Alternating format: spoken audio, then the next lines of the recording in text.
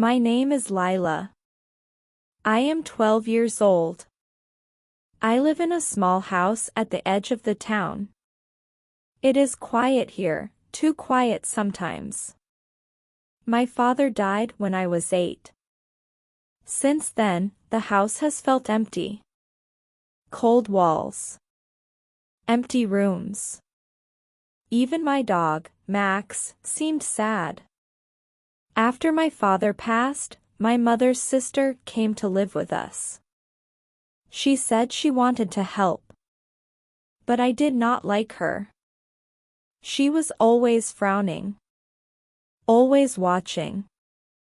Her eyes made me feel small.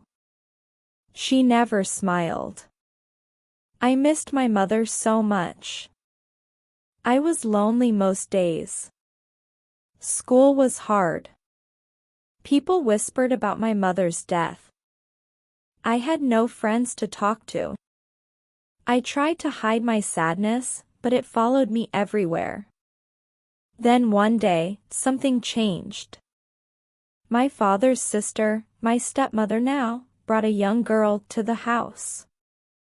She said her name was Emma. She smiled at me. Not a cold, sharp smile like my stepmother.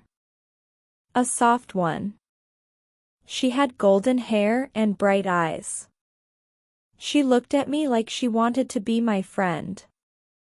"Hi," she said softly. "I hope we can be friends." I did not answer at first. My heart felt strange. Hope? Could I hope again? Days passed. Emma helped me with my homework. She told me stories about her childhood. She drew pictures with me. We laughed quietly in the corner of my room. For the first time in years, I felt safe. I felt a little happy. But my stepmother did not like Emma. I could see it. She frowned when Emma touched the kitchen counter. She sighed loudly when Emma helped me with my homework. One evening, I heard her whisper. "She is taking your attention away from me. You will see." I did not understand what she meant at first. But slowly, I saw her change. She became cold to me. Cold to Emma. She started leaving Emma out of meals. She hid her favorite toys. She said harsh things quietly so I could hear. "Why do you like her more than me?" she asked one night. Her voice was soft, almost trembling, but her eyes were sharp. I just like Emma," I said, trying not to cry. "She is kind to me. You should like me." "I am your family," she said. Not her. I felt my chest tighten. I loved my stepmother once. She reminded me of my mother sometimes. But now, I only felt fear. Emma did not say much. She only hugged me tightly. "Don't worry, Lila," she whispered. "I will stay with you." Weeks passed, and the jealousy grew. My stepmother started telling lies about Emma. She said Emma had broken things in the house. She said Emma was lazy and selfish. I wanted to believe her.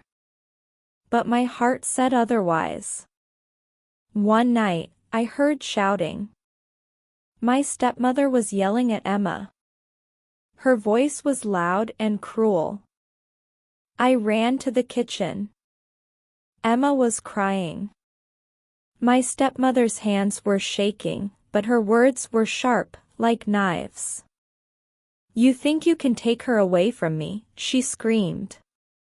"You are nothing." Emma's small frame shook. I felt tears burn my eyes. I had never seen anyone so scared. I wanted to protect her, but I did not know how. Then, it happened. My stepmother grabbed Emma's arm and dragged her toward the door. I screamed. Stop. Please stop. But she did not listen. Emma was pulled outside into the cold night. The wind blew harshly. I ran after them. My slippers left the ground with every step. My lungs burned. Lila. Emma cried. I reached them just in time. My stepmother stopped. Her face was red, her eyes wild. She looked at me and whispered, "She is mine. No one will take her." I felt fear. And something else. Anger. How could she be so cruel? I grabbed Emma's hand. "You are not alone," I said. "I am here. We are together." Emma's small hand squeezed mine. I felt her trust. I felt her hope. My stepmother turned and walked away, muttering angrily. We stayed outside, holding each other, shivering in the cold. The stars above were bright, but they did not feel warm. I hugged Emma tightly. "It's okay," I whispered. "I will never let anyone hurt you again." The next days were quiet. My stepmother stayed in her room, slamming doors sometimes, but she did not speak to us. Emma and I talked softly, laughed softly, and shared our small world together. Slowly, the fear began to fade. I realized something important that night. People can be cruel because they are lonely or scared. My stepmother was lonely too, but she chose anger instead of love. I chose love. I chose kindness. I learned that love is not about owning someone. It is about caring for them, protecting them, being gentle.